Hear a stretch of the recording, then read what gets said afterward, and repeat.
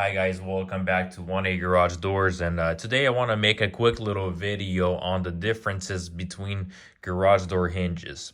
So right here on the very left we have a 18 gauge number one hinge for your garage door, and then we have a 14 gauge.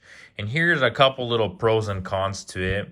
So first thing you'll notice is the 18 gauge is going to be more narrow than the 14 gauge, and why that's also important is because the more narrow the hinge is, the less it will support the door. So if we put it on the style right here, you'll notice that you're gonna have about maybe like a 1/4 inch of gap, so you don't have that full support on your garage door section.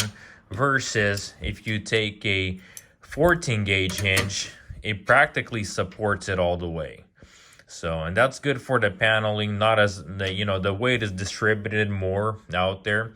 And one of the another biggest difference is for the thicker the gauge, the lower the number is going to be. So this is 18, much thinner, 14 goes thicker. And one of the biggest reasons why I recommend even replacing it with the 14, even if you guys have an 18 gauge, after a while they're very easy. They start easily just kind of started coming apart. Like I'll put about 30 pounds of pressure here and look what happens to the hinge. This is how easy it is to bend it. Versus if you take a 14 gauge hinge, 40 pounds of pressure, nothing happens. And one big plus thing, let me bend this back out, about having also a wider hinge is when you put a roller in here, the roller practically, it won't have as much play going back and forth if you have a wider hinge versus a more narrow hinge. And why that's important, because the more narrow it is, the more also stress it puts on that hinge. So you want it to be as wide as possible.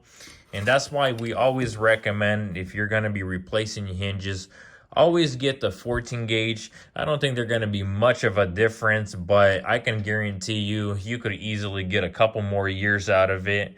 And whenever you do end up replacing it, make sure you do get the correct ones. So this one is number one hinge. There's also number 2, number 3 hinges, and when you install them, make sure the roller goes in exactly the hole that you guys pulled it out of.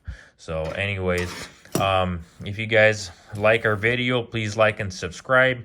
We had some of our subscribers asking us if we could share a link on the hinges, so I'll go ahead and put that on the bottom of my description. Thank you guys. Have a good day.